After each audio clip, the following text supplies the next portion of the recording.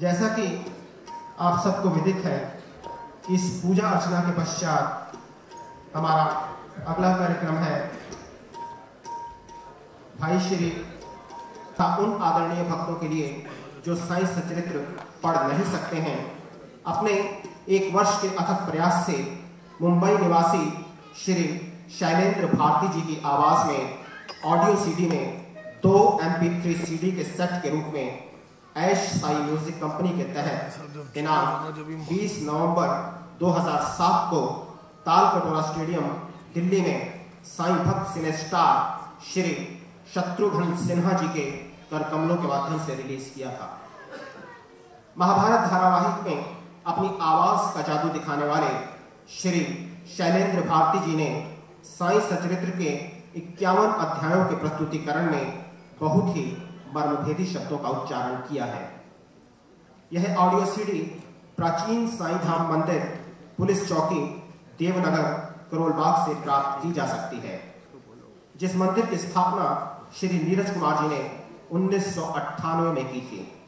इसके बाद सोलन, हिमाचल प्रदेश, पटना, बिहार, गरिमा गार्डन, गाजियाबाद एवं 14 अन्य साईं मंदिरों का निर्माण तथा उनमें बाबा की मूर्ति को स्थापना का सारा श्रेय श्री नीरज कुमार जी को जाता है।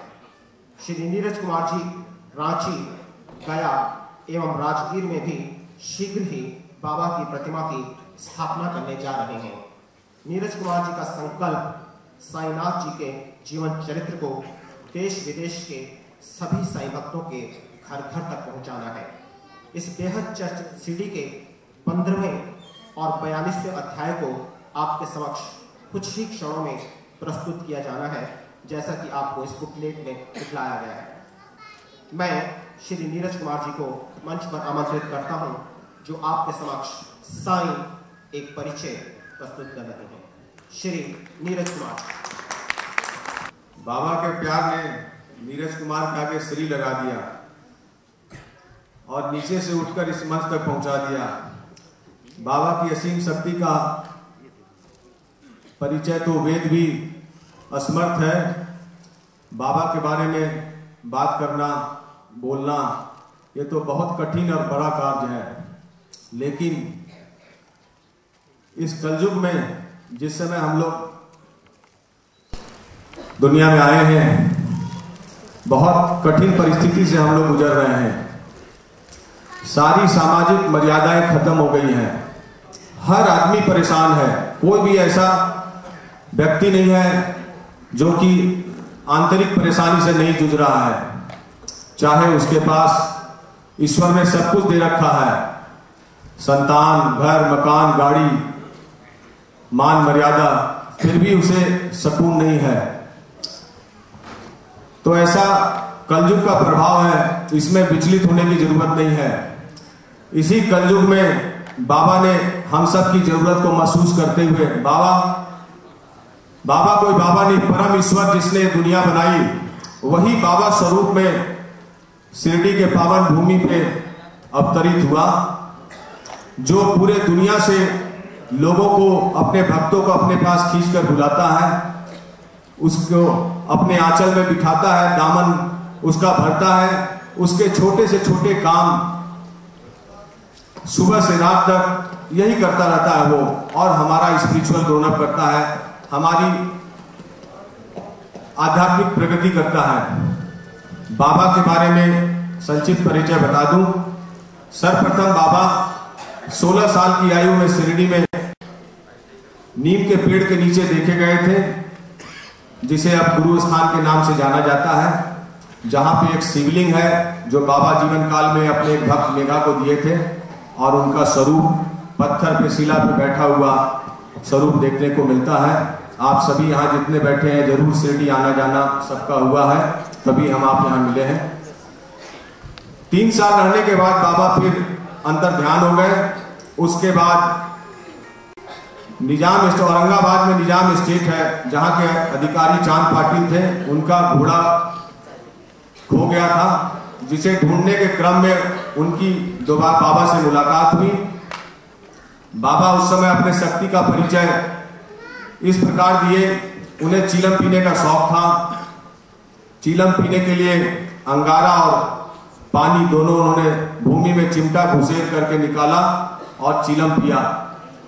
चांद पाटिल के साथ वो उसके घर पे आए। चांद पाटिल के साले के लड़के की शादी में बाबा दोबारा बैलगाड़ी में बैठकर शिरडी आए। शिरडी में खंडोबा मंदिर है, कुछ लोग देखे हुए, कुछ लोग नहीं देखे हुए।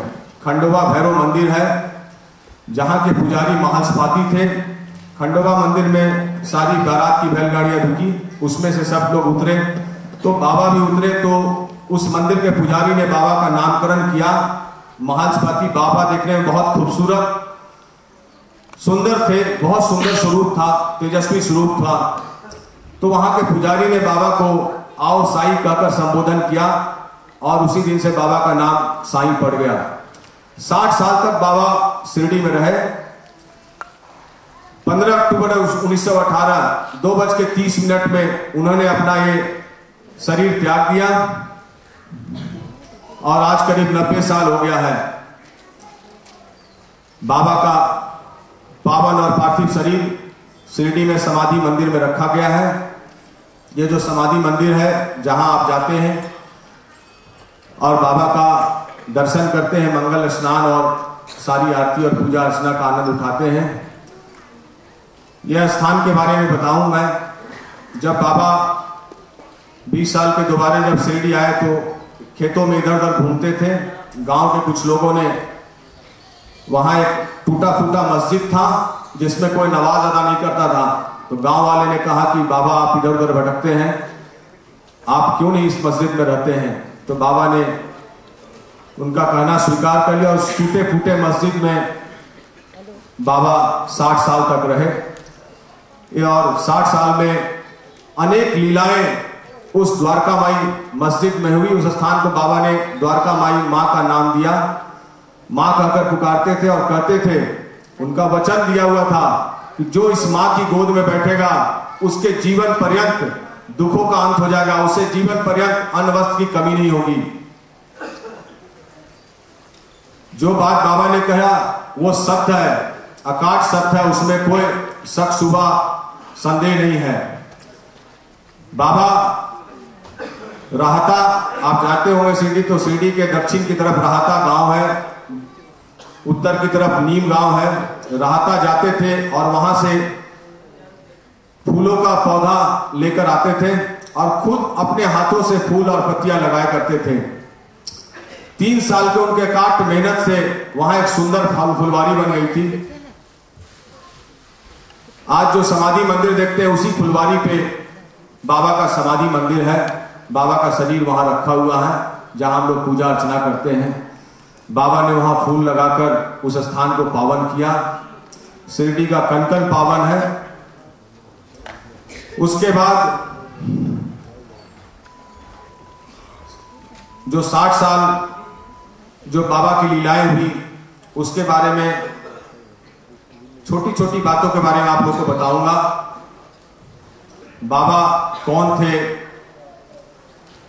क्यों आए धरती पे, क्यों उनकी पूजा अर्चना करनी चाहिए, क्यों उनको नैवेद्य अर्पित करना चाहिए, ये सब छोटी छोटी घटना उदाहरण देके आपको बताऊंगा जो बाबा के जीवन काल में घटी थी। अगर आपके घर में बाबा का एक स्वरूप है या किसी भी देवी देवता का स्वरूप है तो आप उसको यह नहीं समझे कि ये एक फोटो है। वो ईश्वर आपके घर में उस फोटो स्वरूप में विराजमान है, क्योंकि ईश्वर के 2 स्वरूप हैं, सगुण और निर्गुण। हम लोग आंख नाक कान से हैं, दिखता है सब कुछ, इसलिए हम लोग जो दिखता है उसमें बिलीव करते हैं, जो नहीं दिखता उसमें बिलीव नहीं करते हैं। इसलिए जो अगर आपके घर में फोटो है तो उसको जरूर आप ईश्वर मानकर ही उसके पूजन अर्चन करें। इसका एक एग्जाम्पल देता हूं मैं। एक संत हुआ करते थे, बाला बुआ सुतार संत हुआ करते थे। जब वह शिरडी आने का उनका सौभाग्य प्राप्त हुआ और बाबा की चरण वंदना उन्होंने की जब मस्जिद में, तो बाबा कहे मैं तो इनसे 4 साल पहले मिल चुका हूं। बाला बुआ संत ने सोचा कि ये तो मैं पहली दफा आया हूं, ये कैसे हो सकता है कि बाबा हमसे मिल चुके हैं। जब उन्होंने मेमोरी अपना रिकलेक्ट किया तो उन्हें याद आया कि 4 साल पहले एक दुकान में बाबा के स्वरूप को उन्होंने प्रणाम किया था। जैसे एक सूफी संत का फोटो दिख जाता है और सिर झुक जाता है। देखिए उसकी असीम शक्ति को कि उस फोटो को प्रणाम करना भी बाबा को ज्ञात था। तो ये जो छोटी घटना नहीं है, ये बहुत बड़ी घटना है। बाबा ने इसके माध्यम से हमें समझाया है कि अगर तुम्हारे घर में फोटो भी है तो उसकी पूजा अर्चना, प्रॉपर रिगार्ड उसको दो। हम अपना घर करोड़ों का बना लेते हैं, लेकिन ईश्वर के लिए स्थान नहीं है घर में। ईश्वर एक कोने में कहीं रख देते हैं। ना उनको झाड़ना, न धोना, न देखना ठीक से, न लुक आफ्टर, बाकी सारे काम हमारे चलते हैं, लेकिन ईश्वर के काम में हमेशा बहाना हो जाता है कि ठीक है कल कर लेंगे, आज भूल गए, आज काम है, आज वहां जाना।